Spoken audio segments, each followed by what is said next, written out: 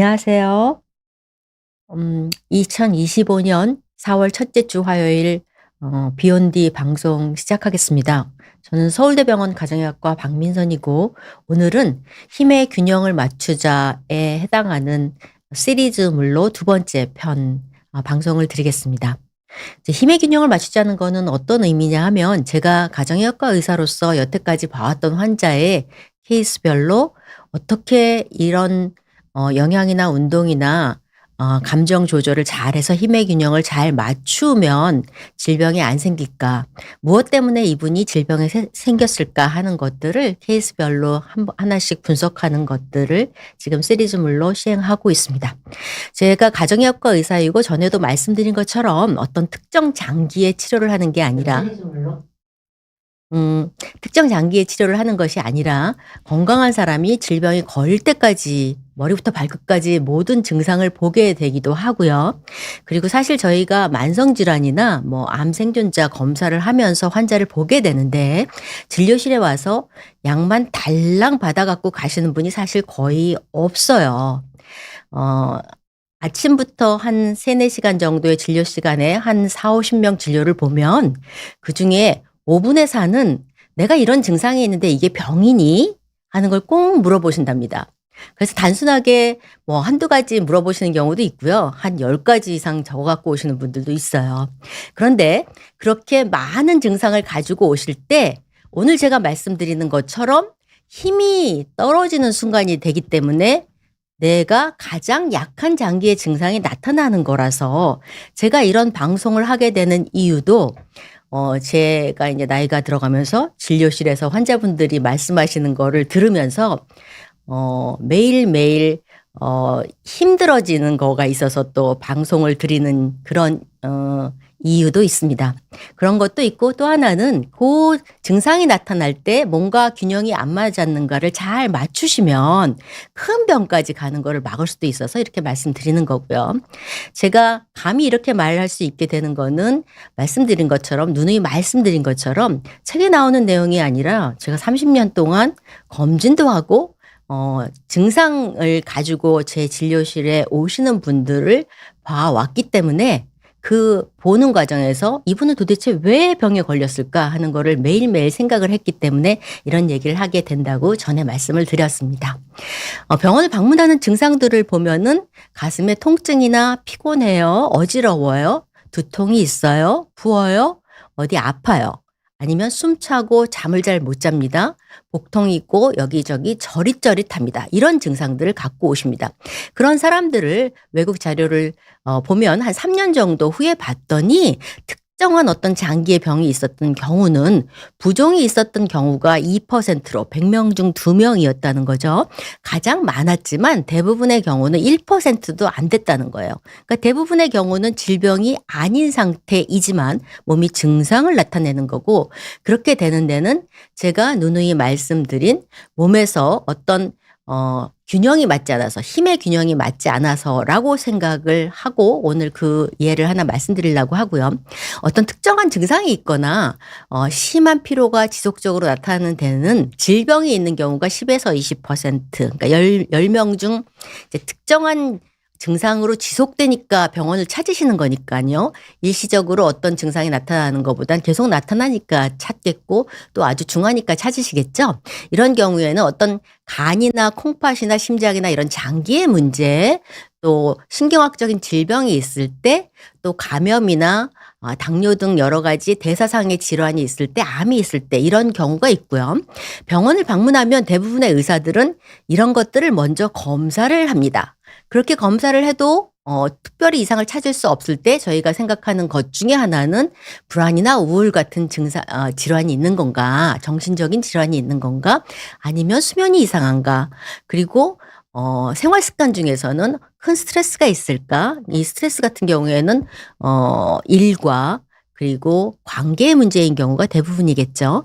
그 이외에는 너무 움직이시지 않는 건가? 아니면 영양이 부족한가? 마지막으로는 잘하고 있지만 너무 무리하는 순간이 자꾸 생기는가 하는 것들을 관찰하게 됩니다.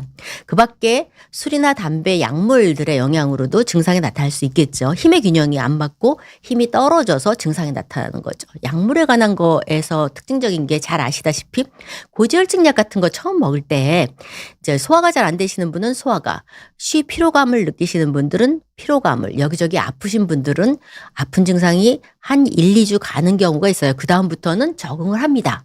그러니까 약을 쓰셨을 때도 몸에 어떤 로드가 증가하는 거기 때문에 몸에 부하를 주는 거기 때문에 아무래도 자기가 조금 힘이 떨어졌을 때 나타나는 증상이 일시적으로 나타난다는 거죠. 제가 이런 말을 드리는 그 포인트 중에 하나는 누누이 말씀드리지만 의료대란 때문에 환자분들이 조금 늦게 힘들 때 오시면 저희가 빨리빨리 드리는데 어려운 것들이 있어서 증상이 생기고 문제가 생길 것 같을 때 좀 일찍 오시라 하는 것도 있고요. 또 하나는 저희가 1-2년마다 한 번씩 검진을 하는데도 불구하고 검진하고 3개월이나 6개월 사이에 신장암이라든가 담낭암이라든가 이런 거를 발견하는 경우가 있어서요. 그래서 이거 검사만으로 환자를 아무 이상이 없다고 말하기가 참 무섭다는 생각을 의사로서 많이 하게 됩니다.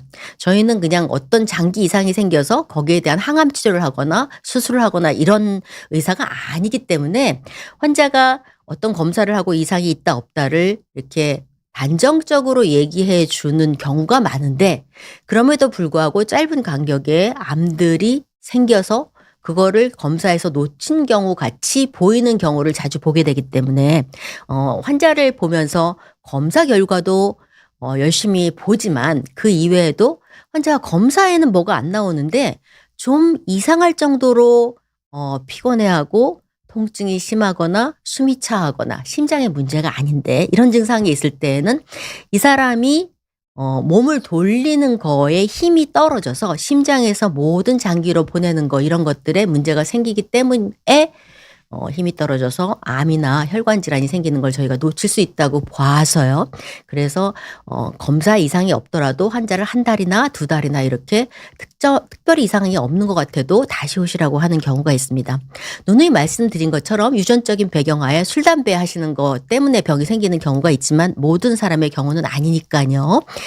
영양이나 운동이나 또 감정적인 스트레스 이 3개가 매일매일 변하는 우리의 생활상에서 문제를 일으키게 되는 원인일 수 있겠는데 누구나 항상 스트레스를 받거나 이러시는 거는 아니잖아요. 생활하다 보면 이제 특정 성격적으로 아주 리지드한 성격 이렇게 도아니면 뭐처럼 너무 열심히 하거나 너무 지칠 때까지 하거나 이런 분 말고는 대부분은 먹고 움직이는 거에 균형 때문에 문제가 생기는 경우인데요. 힘의 균형에 문제가 생기는 게. 이런 거를 제대로 하면 먹는 거를 했을 때 이 사람의 폐라는 장기가 산소를 잘 들여와서 똑같은 음식을 가지고 에너지원인 ATP를 잘 많이 만들어내고 또 그거를 통해서 심장이 건강해서 폐와 심장이 건강하고 혈관이 건강해서 온몸으로 잘 뿌려주면 그 혈액 내의 모든 면역 물질이나 일을 하는 것들 또 장기가 이제 하도록 되어 있는 것들을 잘 하면서 나쁜 게 생겼다가도 빨리빨리 없앨 수 있겠다 하는 얘기를 누차 드렸습니다. 그래서 제가 주변 환경에 산소가 잘 노출될 수 있는 외부 환경에 접하시는 거 하고 폐가 건강해서 산소를 잘 들여오게 하는 거, 심장이 건강해서 펌핑을 잘 하는 거, 혈관이 건강해서 잘 돌아가게 하는 거, 이 3가지가 잘 맞으면 그리고 먹고 움직이고 감정 다스리는 거 이 3가지가 같이 잘 맞으면 그러면 사람은 이상이 생겼다가도 건강할 수 있다 하는 말을 드렸었습니다. 그리고 초반기에 병변들은 많이 없어진다고 말씀도 드렸고 그 예도 보여드렸는데 다음에 또 다시 기회가 되면 다시 한번 반복해 보도록 하겠습니다. 이제 그 케이스 중에 한 경우 말씀드리려고 하고요. 남자 72세신데 2016년 정도부터 보셨으니까 그때는 아마 67세셨던 것 같아요. 67세 때 진료를 처음 받으셨나? 65세 때요. 받으셨고 고혈압과 이상 지지혈증으로 혈압약과 고지혈증 약물 치료를 받으시면서 매 2년마다 검진을 해 오시던 분이셨습니다. 이제 처음에 오셨을 때는 이제 혈압 당뇨약을 드시지만 좀 피곤한 것 같아 하는 말씀을 종종 하셨습니다. 60대 중반에요. 2016년까지만 해도 이제 제가 50대였기 때문에 그거를 정확하게 잘 몰랐던 것 같은데, 저도 이제 60대가 되니까 인제는 쪼끔 뭐가 좀 안 맞으면 피로감이 생기는데, 그게 젊었을 때는 잠시 자고 일어나면 깨끗해졌다면 아주 무리를 하게 되면 한 이틀 3 일쯤 가는구나, 이런 거를 느끼게 되는데, 이분 같은 경우는 이제 그런 얘기를 하시고 그때 키 몸무게가 171 센치에 69.8 킬로그램이셨고 체질량 지수가 23.8 이니까 과체중 정도에, 그러니까 정상 체중의 바로 위 정도에 해당하는 과체중 정도에 해당했습니다. 그러니까 이게 지금 2016년 검진 때의 결과고요. 그때는 저희가 이제 체성분을 그대로 들여오지 않아서 그때 데이터는 지금 여기에 가져올 수 없어서 못 가져왔고요. 2019년에 검진하셨을 때는 73.3 킬로로 체중이 늘으셨고, 그때 근육량이 30.3, 체지방이 18.7, 부종이 조금 남자치고는 있는 형태였습니다. 이 부종 세포의 수분비는 0.4 이상 되면 많은 거고요.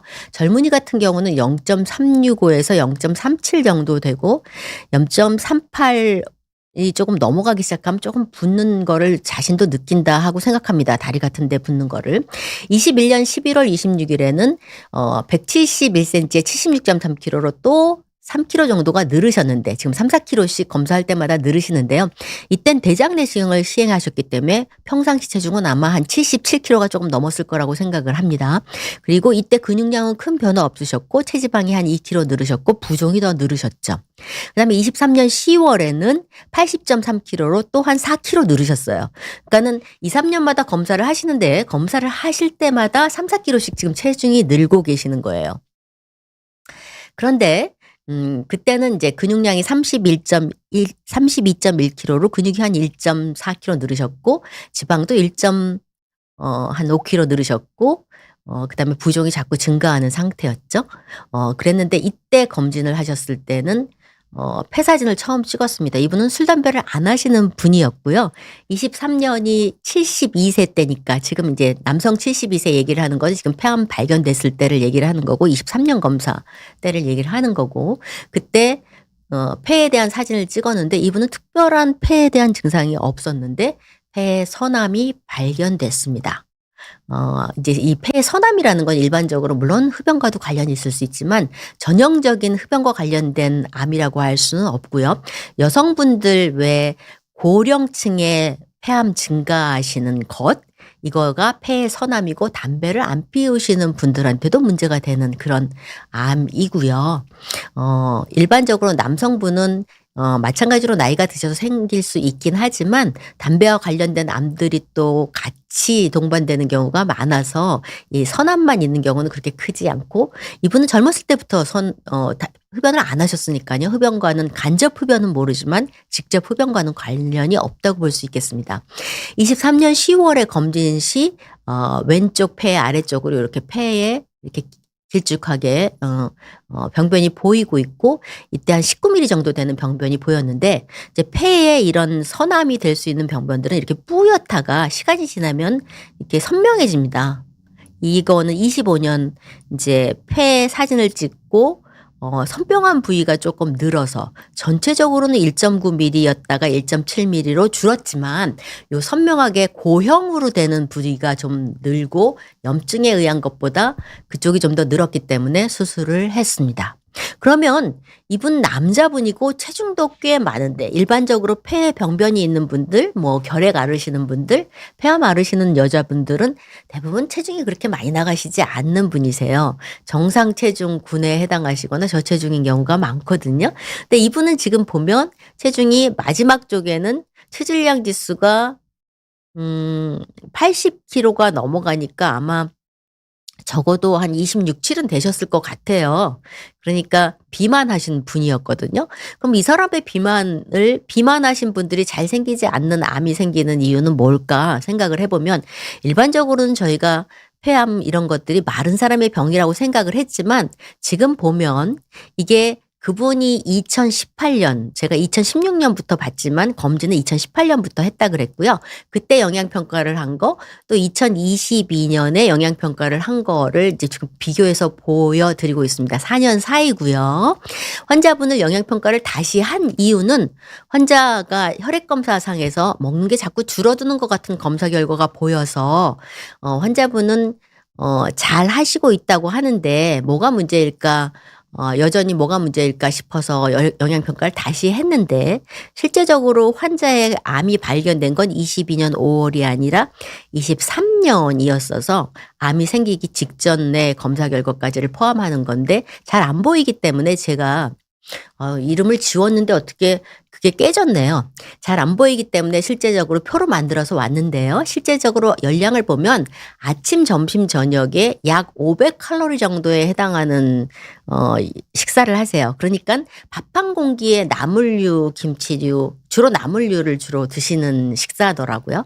그래서 1480칼로리 정도 드시는데 이분 80kg인데 일반적으로 만약에 이제 이분이 살 뺄 의지가 없다면 80kg 되는 남성분이 활동이 별로 없으면 80에다 30을 곱하는 정도 먹으라 그러거든요. 그러니까 2400칼로리 정도 되는데 활동이 조금 없는 분이다. 그럼 한 200칼로리 줄여 먹어도 괜찮다고 봅니다. 그러니까 2200, 300 먹으면 되는데 1500이 채 못 되게 드시는 거예요. 이런 정도 드시는 건 누가 드시면 괜찮으냐 하면 70대 이상의 여성분이 드시면 활동이 별로 없다면 괜찮아요. 그리고 흡수를 잘 하신다면 그 채소류도. 근데 이분은 남성분인데 1500칼로리 드셨다는 거죠. 그 다음에 22년의 검사는 피곤하시다 그래서 제가 육류나 이런 걸 좀 더 챙겨 드세요 하면서 다시 영양평가를 했는데 그땐 1800칼로리 정도 드셨죠. 아침과 저녁 칼로리가 조금 늘었습니다.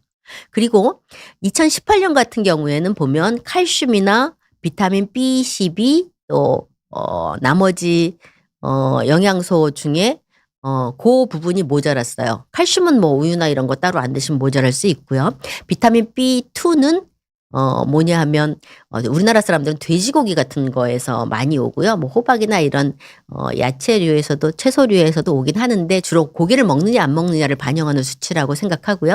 비타민 A는 나물류 그런 거 고루 먹으면 굉장히 높게 되어 있습니다. 그러니까 그런 거 많이 드셨다는 거죠. 그랬는데 22년에 피곤하시다 그러셔서 다시 측정을 했을 때 요렇게 드셨는데 열량이 한 1800 정도로 400 정도 늘으셨죠. 그래서 그렇게 먹고 오시고 영양평가할 때 환자분이 말씀하시기를 피로도는 좀 덜한 것 같아 하고 얘기하셨습니다. 열량이 우선 기본적으로 맞춰줘야 된다는 얘기고 그 다음에는 칼슘이나 인을 보면 인이라는 성분은요. 모든 음식에 있고 액체를 많이 먹어도 올라가는 수치예요. 근데 이분이 밥은 제대로 반찬이나 밥은 단백질이나 지방류 잘 안 드셨지만 장어즙을 드셨어요. 그러니까는 여기 장어즙을 드시면서 열량이 확 올라갔죠. 그 다음에 철분이나 고기류 조금 드시라 그래서 드시면서 그것도 조금 올라갔고요. 그 대신 나물류 이런 거는 조금 적정히 하시라 그러면서 조금 내려갔고 아마 이 부분을 보면 이때는 아마 이게 나물류였다면 이때 드시는 건 아마 소금이 이렇게 많이 늘은 걸로 봐서 김치 같은 걸 더 많이 드셨나 싶어요. 그리고 이제 콜레스테롤도 높아진 거 보니까 동물성 식물 조금 드시면서 피로감은 조금 줄었습니다.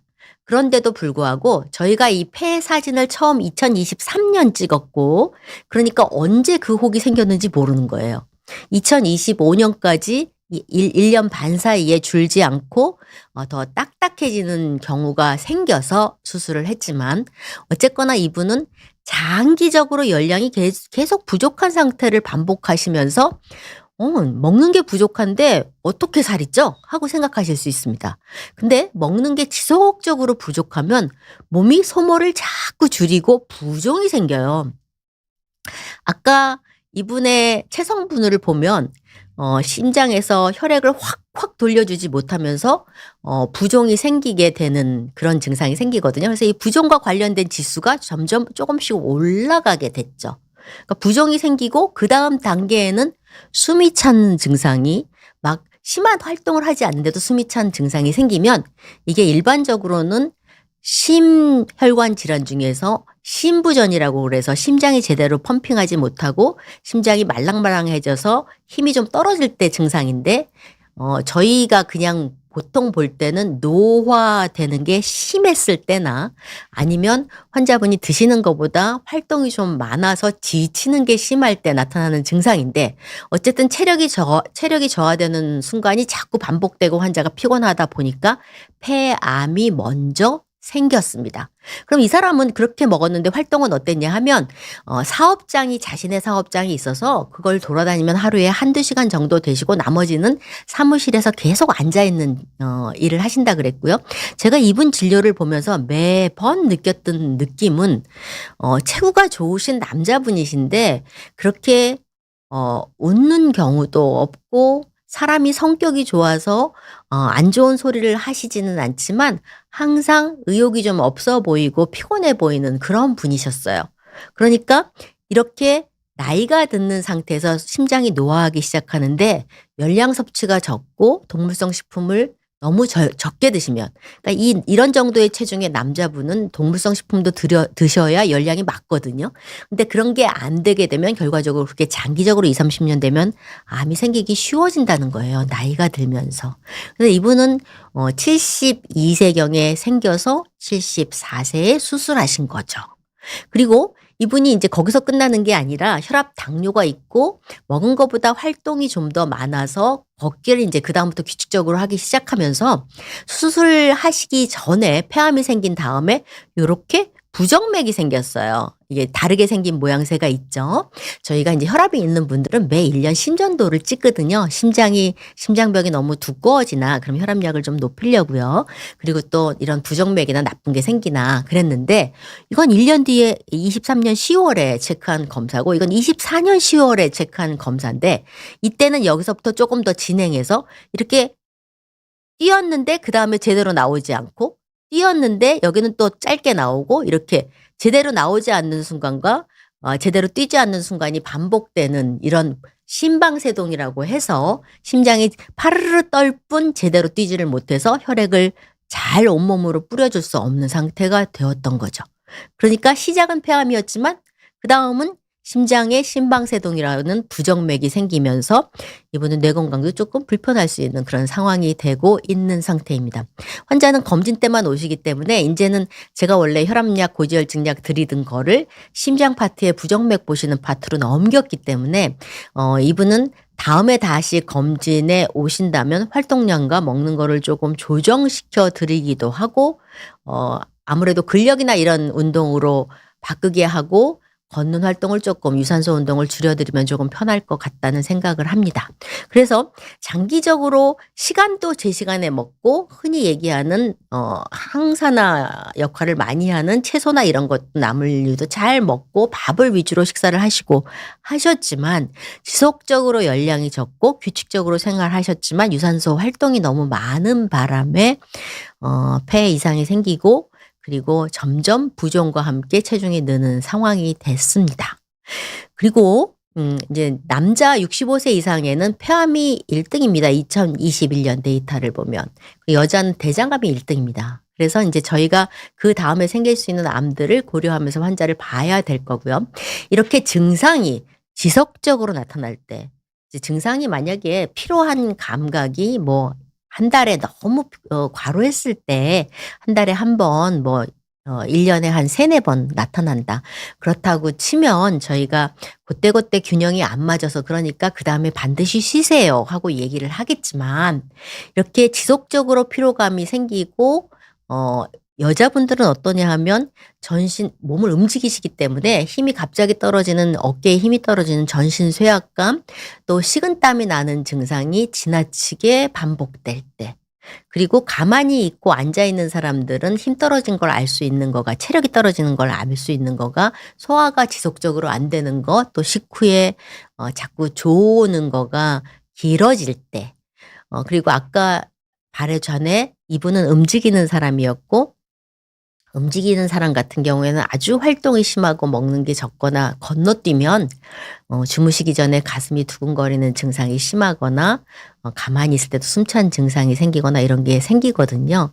이런 게 없어지지 않고 자꾸 조금 덜했다 더 생기고 덜했다 더 생기고 이렇게 반복된다면 그러면 어떤 특별한 어떤 큰 증상이 없더라도 병원을 방문해서 어 암이 생길 위험이 높은지 아니면 저런 부정맥이나 혈관 질환의 위험이 높은지 하는 걸 한번 검토해 보시면 좋겠습니다. 네. 여기까지 오늘 말씀드릴 부분 증내에서 폐암 심방세동이 생기는 경우에 대해서 말씀드렸고 그분의 식습관에 있어서 문제점에 대해서 말씀드렸고 활동을 나이가 들면서는 유산소를 줄이고 근력 쪽으로 조금 가시면 좋겠다 하는 말씀을 드렸습니다. 네. 지금부터는 이제 질문 주시는 거에 대해서 답변 드릴 거고요. 선장님 질문 받겠습니다. 이번 혈액 검사 시에 폐하가 8로 너무 알칼리성으로 나왔고 나트륨 수치가 133으로 참고치보다 2가 적은 수치인데 괜찮은 건지 궁금합니다. 예전에 저나트륨 혈증으로 고생한 적이 있어서요. 네. 저나트륨 혈증으로 이상이 생기는 경우는 약물이 있었나 약 중에서 좀 그런 거를 유발하는 게 있어서 한번 약을 드시는 경우면 그런 거 검토해 보시는 것도 좋을 것 같고요. 폐하가 혈액 검사의 폐하 검사는 잘 안 합니다.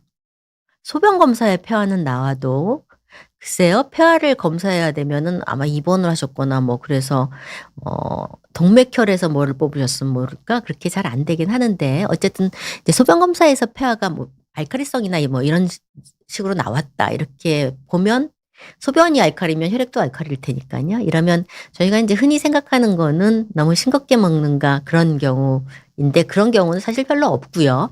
두 번째로는 채소 섭취가 너무 많은 경우에도 그렇게 나오는 경우가 있어요. 그래서 채소 섭취가 많은 건 아닌지 한번 검토해 보시면 좋겠습니다. 네. 그레이님 질문 주셨습니다. 오늘 폐 이야기를 하셔서 갑자기 생각난 게 있는데 21살 군인일 때 군의관이 폐에 결핵이 왔다 간 흔적이 있다고 했는데 그러려니 했습니다. 전역하고 내과에서 가슴 사진 찍어볼 기회가 있었는데 결핵은커녕 아무 이상 없다고 하셨는데 폐 사진도 오진 날 수도 있는 걸까요? 네, 그렇습니다. 일반 폐 사진 굉장히 어려운 사진입니다. 저희가 읽기에도 어렵고요. 이제 폐에 사소한 병변, 작은 병변은 일반 폐 사진으로 보기가 어렵습니다. 최근에는 폐에 저설량 CT가 있어서 조금 뭐가 이상해도 선만 좀 이상해도 저설량 CT를 찍어보면 혹이 있는 경우도 있고 사이즈가 생각보다 큰 경우도 있어서 저희 의사들 입장에서는 굉장히 편해졌는데요. 결핵이 흔적이 왔다 갔다는 게 21살에 있었지만 시간이 지나면서 그 흔적이 없어지는 경우도 있고요. 또 아주 약하게 있어서 잘 못 보는 경우도 있습니다. 그래서 어쨌거나 그 두 가지 경우 다 임상적으로는 큰 문제가 없을 것 같고요. 이제 요새는 오래 사시게 되기 때문에 나이 들어서 혹시라도 영양이 안 좋아질 때 뭐 안 좋았던 아주 깨끗하게 낫지 않았던 병변들이 다시 문제를 일으킬까 하는 거를 생각하는 경우도 있긴 한데 굉장히 드문 얘기라서요. 그레이 님이 그런 걸 걱정하실 필요는 없으실 것 같습니다. 그래서 조금 내려놓으셔도 좋을 것 같아요. 네. 오늘은 질문이 어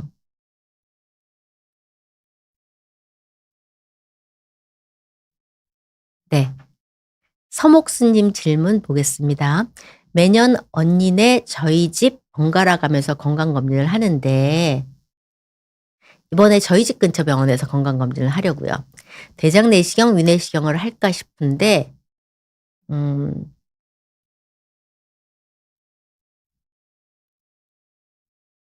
제작전에 대장 내시경 재작년에 대장 내시경은 봤습니다. 2년 주기로 검사하려고 하는데 나이가 있어서 무리가 될까 봐요. 48년생 아버지의 대장 내시경, 위 내시경 주기는 어느 정도가 적당한가요? 48년생이시면 한국 나이로 78 이실 것 같은 생각이 드는데 아주 건장하시면 마지막으로 한 번 정도 하실까. 보통 80이 넘으시면 증상 없을 때 대장 내시경은 별로 하지 않습니다. 우리나라는 이제 가이드라인은 그렇습니다. 우리나라는 이제 좀 더 건강하셔서 하시게 되는 경우도 있긴 한데요. 또 그리고 자기 비용으로 하시게 되는 경우가 많아서 근데 80이 넘으셔서 특정 이상이 없고 잔멸 검사에 피가 안 나오고 빈혈이 없으시면 그때는 대장 내시경 그 이전 검사가 깨끗했으면 안 하게 되지 않을까 싶고요. 위내시경도 사실은 근본적으로는 꼭 하라고 되어 있지는 않지만 우리나라 원래 위암이 많고 또 증상들이 많으셔서 일반적으로 저희가 위축성 위염이 있거나 장상피 화생이 있어서 고위험군 같으면 매해 하라고 할 때도 있고요. 아주 위가 깨끗하지 않으면. 근데 보통은 한 2년 주기로 하도록 권고드리고 있습니다. 그리고 이제 위 내시경을 해서 위축성 위염이나 장상피 화생이 있었다고 하더라도 그거를 약을 주어서 해결할 수 있는 일은 아니거든요. 제가 이제 경험적으로 보면 제 내시경을 보면서도 느낀 건데 우리나라 어르신들이나 성인들은 김치, 김치찌개, 된장찌개, 밥 이렇게만 식사하시는 경우가 상당히 많아요. 그거를 위주로 식사하시는 경우가 많아서 짜고 매운 그런 음식으로 메이저로 해서 드시게 되면 위가 안 이뻐집니다. 그래서 나이가 드셔서 장상피화생에 위축성 위염이 있으시면 나물류를 고르게 돌아가면서 다양한 것들을 같이 드시고 단백질류 조금만 잘 챙겨 드셔도 새살이 빨리 나오면서 깨끗해지더라고요. 그래서 저도 그게 책에 나오는 내용은 아닌데 이제 연세 드신 분들의 위가 나쁘신 거에 영양이 좀 부실한 거, 반찬이 부실한 게 원인인 줄은 알았지만 실제로 그 음식이 원인이 되는지는 잘 몰랐는데요. 그것만 먹는 식사, 아주 간촐하게 식사하시는 거 이런 건 좀 조심하시면 좋겠습니다. 김미님 질문하셨습니다. 담배 안 펴도 요새 폐암 많이 걸린다는데 특별한 이유가 있나요?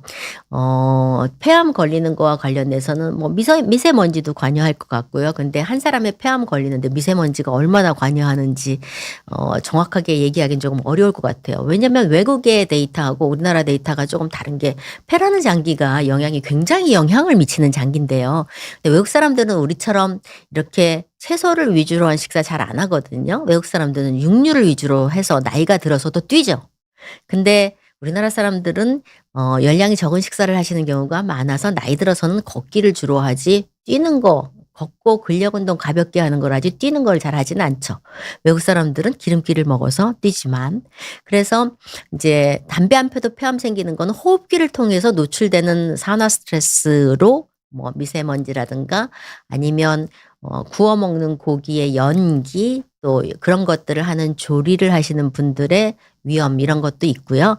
그리고 이제 오래 사시면서 체력이 많이 떨어지는 순간에 아무래도 영양 같은 게 조금 부실해질 때 자꾸 생기는 것 같기는 해요. 그래서 제가 이제 지금 검토하고 있는 것 중에서 폐암과 고기 섭취와의 관계 같은 거를 보고 싶어서 분석을 했는데 남자분 같은 경우는 이제 고기 섭취를 어느 종류를 해도 남녀가 다 암의 위험을 증가시킨다는 암 사망의 위험을 증가시킨다는 데이터는 안 나왔는데 남성 같은 경우는 위암의 사망률은 좀 감소시키더라고요. 그래서 우리나라 사람들 중에서 연세 드신 분들이 육류를 그렇게 많이 안 드시는 분들은 조금 하루에 몇 첨이라도 챙겨 드시면 더 좋겠다고 생각이 들기는 하는데 젊은 사람들은 잘 모르겠습니다. 많이 드시는 분들도 있고 고기 자체의 원인이라기보다는 어떤 보존제가 들어간 것 또 냉동에 보존했다가 먹게끔 만들어진 냉동식품, 에어프라이어에서 해서 먹는 그런 육류가 들어간 식품 이런 것들이 더 나쁠 거라고 생각이 듭니다.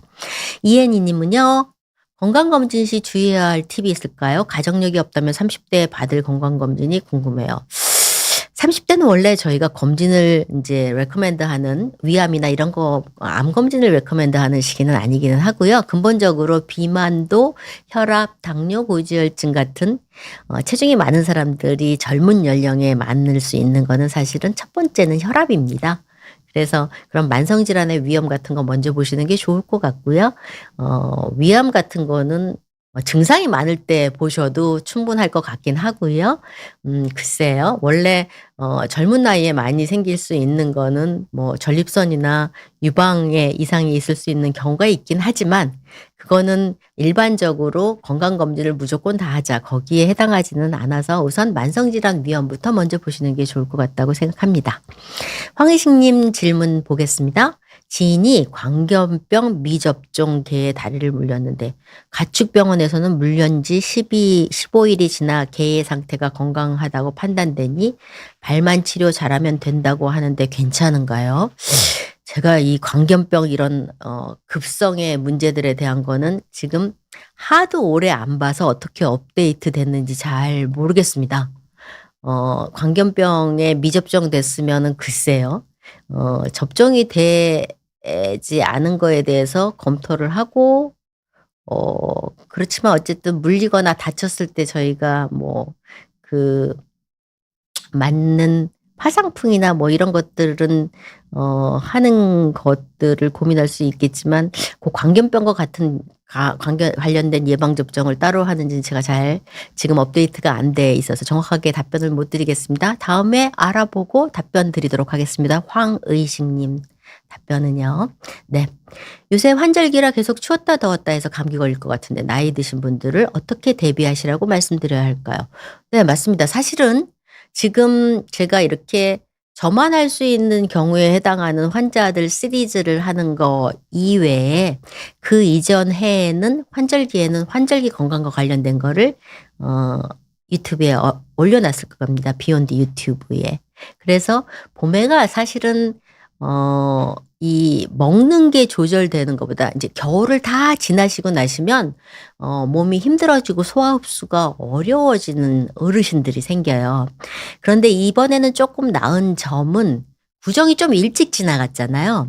보통 2월 중순이나 말에 구정이 오면서 전국적으로 바이러스가 돌면서 되게 3월 초에 나빴거든요. 어르신들의 건강 상태가. 근데 요번에 구정이 좀 일찍 지나가면서 3월 초에 환자들이 많이 힘들어 하시지는 않는 것 같은데요.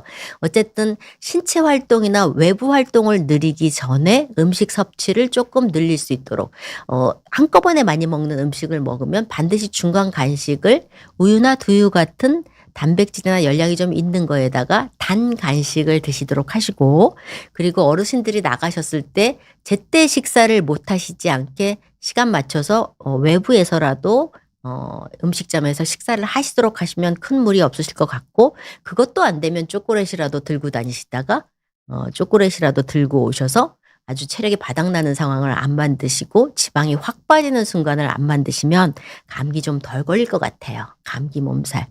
요즘에 많이는 아니지만 조금씩 조금 힘들고요. 그 이전에 왜 독감 유행했죠? 그 시기가 제일 힘들었던 시기였던 것 같습니다. 그리고 이제 외부 활동 이제 먹는 게 되면서 외부 활동이 되면 갑자기 운동을 늘리시는 거 이외에는 크게 문제가 되지 않습니다. 그러니까 꼭 연세가 드신 다음에는 먹는 걸 우선적으로 하시고 한꺼번에 많이 먹으라는 게 아니라 그렇게 못 하십니다. 그래서 간식을 조금 열량 높은 걸로 같이 보충해 주시면서 하시면 큰 무리 없으실 것 같아요. 네. 김홍춘님 질문 보겠습니다. 8년 전 위암 수술을 받고 완치 판정을 받고 3년이 지났는데 올해 건강검진에서 위에 용정 제거 후 조직검사에서 다시 위암 판정을 받고 3개월 후에 내시경 검사로 진행 사항을 보자고 하시는데 그때 좋은 결과를 받고 싶은데 그동안 어떤 음식으로 몸을 보호하는 게 좋을지 추천을 부탁드립니다. 네, 제가 지금 말씀드린 것처럼 나이 드셔서의 위암은 젊었을 때의 위암 요인과 달라요. 젊었을 때 한 40대 50대의 위암은 술 담배 많이 하시고 특히 담배 많이 하시고 뭐 태운 고기 그다음에 저희가 피하라고 하는 젊은 사람들 먹는 소화하기 힘든 음식 이런 것들이 원인이 되거든요. 근데 나이 드신 분들은 맵고 짠 음식, 나물만 드시는 음식 그리고 또 먹은 것보다 활동이 지나친 거. 위암이 사실 생각보다는 재발 꽤 합니다. 흔히 잘 보지 못하는 것 같지만 제가 한 10년 전부터 위암을 봤다 그러면 저는 한 두세 번밖에 재발하는 거 못 봤거든요.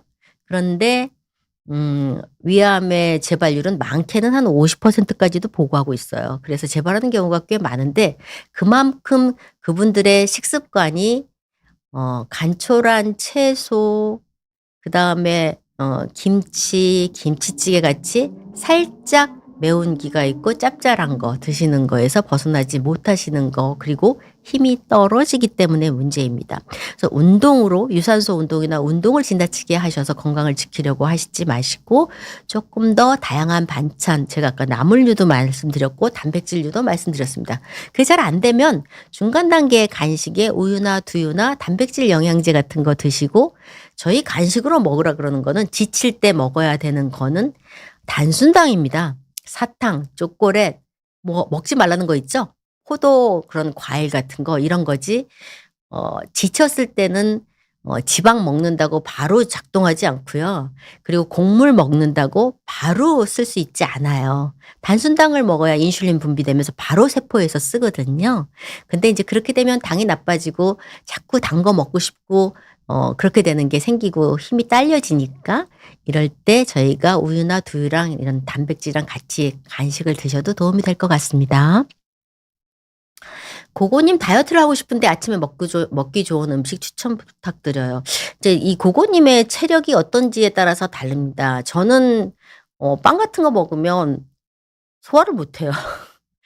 원래 원체력이 좋은 그 유전자를 가지지는 못해 갖고요. 노력해서 요만큼이지.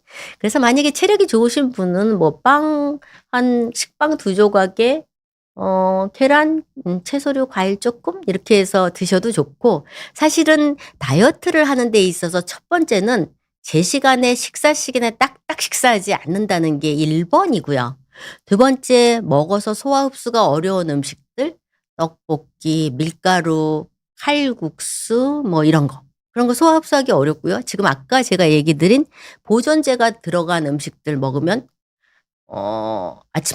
일요일 아침에 빵 같은 거 대충 먹고 점심에 그런 에어프라이어에 튀긴 것 같이 해서 먹는 음식을 먹으면 집안 식구 다 잡니다. 그러니까 그렇게 된다면 자면 그냥 살찌는 겁니다. 대사 속도가 느려졌다는 거거든요. 그래서 몸이 가볍지 않게 만드는 음식, 내가 그걸 먹었을 때 내가 소화도 좀 힘들고 가볍지 않아. 또 좋아하시지만 마라가 들어간 음식, 그것도 짜고 맵고 자극적이고 소화 힘들어서 그런 것들 조금 줄여주시고요. 식사를 제때 하시는 게 1번이고, 두 번째, 한꺼번에 많이 먹는 게 아니라 중간에 간식을 하시도록 하십시오. 사실 비만한 사람들은 간식 안 해도 되고 한꺼번에 몰아 먹어도 조금 부대끼긴 하지만 자고 일어나면 괜찮아지고 그런 정도의 소화력을 가진 사람들이 많아요. 그런데 그렇게 해서 살이 찌는 겁니다. 제때 딱딱 먹으면 먹은 만큼 밀어내서 몸 바깥으로 빠져나가고 체중이 그렇게 늘지 않아요. 특히나 나이가 들면서 뭐 60대, 55세 이후 되면 많이 먹기 싫어하기 때문에 빠집니다. 그래서 첫 번째 원칙은 식사 시간에 규칙적으로 식사를 한다. 뭐 밥 반 공기나 3분의 2 공기, 남자는 3분의 2 한 공기, 그다음에 육류 몇 첨, 뭐 생선류, 채소 몇 가지, 그러니까 나물류나 이런 거 3가지, 김치 뭐 이런 식으로 해서 드신다던가, 아니면 빵류 같은 거 드시면 아까 얘기 드린 것처럼 식빵 2조각에 그렇게 계란이라든가 후라이 같은 것도 괜찮고요. 젊은 사람이면 열량이 꽤 많이 필요하기 때문에 자기 체중에 남자는 한 30칼로리, 여자는 한 25칼로리 정도 곱하면 그 정도 칼로리 먹으면 되거든요. 중간에 과자, 빵 많이 드시는 것만 피하셔도 액체로 되어 있는 거 많이 먹는 거, 술, 탄산음료, 그다음에 라떼 커피 같은 거, 열량 높은 그런 거를 액상으로 먹게 되면 답이 없습니다. 그런 것부터 먼저 빼시면 좋겠습니다. 이니님, 저는 불균형이 있는지 발 한쪽만 달고 약간 옷자다리가 있는 듯해서요. 불균형을 아는 척도가 있을까요? 저가 이 정형가정의학과 파트는 제일 많이 약합니다. 그래서 이게 정확하게 알기는 어려운데 한쪽만 다르면 그분의 걸음걸이가 이상한 거예요. 그래서 한쪽에만 힘을 주는 경우가 있어서 다는 겁니다. 그쪽 닳는 쪽이요. 그래서 인위적으로 반대쪽에 힘을 줄 수 있도록 걸음걸이 교정을 좀 하시는 게 필요할 거고요. 대부분의 정형외과 선생님들은 그런 거 다 아시니까 로컬에 가까운 데 한번 가셔서 상의하시는 것도 좋겠습니다. 제가 정형외과는 많이 약합니다. 그래서 아주 질병적인 거 말고 상식은 조금 적은 편입니다. 오영돈님, 질문 마지막으로 정리하면 어떨까 합니다. 교수님, 먹고 나면 가스가 차는 음식은 몸에 안 맞는 건지요? 네, 일반적으로 그렇다고 해야 맞고요. 그런데 이 먹고 남은 가스가 차는 음식도 쪼끔만 먹으면 별 상관없습니다. 예를 들면 저 냉면, 그 섬유질이 많은 거, 또 섬유질이 많은 채소류, 생채소, 김치, 날김치 그런 거요. 겉절이 이런 거 먹으면 하나도 흡수 못 합니다. 다 갖다 화장실에다 줍니다. 힘들게 소화해 갖고. 소화 못 한다는 거죠. 소화 못하는 음식은 장을 내려가면서 소화가 안 됐는데 걔가 흡수될 수 없죠. 앞 단계가 제대로 돼야 흡수가 되는 법이거든요. 그래서 걔가 이산화탄소를 많이 만들어내면서 가스가 버글버글 차게 해요. 그래서 먹은 음식 별로 없는데 배가 산더미 같이 됩니다. 다음날 아침에 일어나면 또 괜찮아지고. 그러면 그 음식 소화 못하는 거예요. 그런데 제가 냉면 같은 거 소화 못하고 칼국수는 답이 없어서 못합니다. 저는 그거는 못 먹고요. 만두 이거 못 먹습니다. 속에 다 야채만 있고 겉에가 밀가루라서요. 아주 만두가 제일 안 좋은 음식 중에 하나인 것 같아요. 저한테는. 그래서 저는 너무 좋아하는데 못 먹어요. 그런데 하나 정도 먹고 나머지 밥에다가 다른 반찬을 같이 먹으면 육류 같은 거 같이 먹으면 육류가 소화를 할 수 있는 힘을 같이 드러내 주기 때문에 소화를 좀 합니다. 만약 먹고 싶으면 다른 정상적인 내가 편하게 먹는 거와 같이 소량 드시는 것도 상관이 없고요. 채소를 잘 흡수를 못해도 열량 전체를 아주 적게 먹고 활동을 조금 하면 얘는 너무너무 부족한데 너무 조금 먹어. 그래서 그거를 다 깨부숴서 몸으로 집어넣으려고 몸이 합니다. 죽어도 살려고 하거든요. 그래서 소화해서 흡수하려고 하기 때문에 조금 덜 드시게 되면 가스가 좀 덜 차실 거예요. 일반적으로 생과일, 생채소, 그다음에 밀가루 음식들, 그다음에 육류와 채소류가 같이 보통 회식할 때 이럴 때 먹는 음식들 이런 것들은 많이 먹게 되기 때문에 가스 많이 찹니다. 가스 차는 음식을 꼭 먹고 싶다면 가볍게 조금만 먹고 밥도 같이 시켜서 먹고 그렇게 하시면 조금 편안하실 것 같은데 또 환자분이 스트레스가 많고 지금 이 순간 나는 계속 시험을 봐야 되고 힘이 많이 떨어졌어. 그 순간은 내가 가장 편한 음식으로 가시는 게 현명하고 그 다음에 조금 괜찮을 때 드시는 게 더 좋겠습니다. 오늘은 여기까지 질문 답변 드렸고요. 다음에도 또 다른 케이스를 가지고 힘의 균형을 맞추자에 대해서 3편 준비해서 오겠습니다. 감사합니다.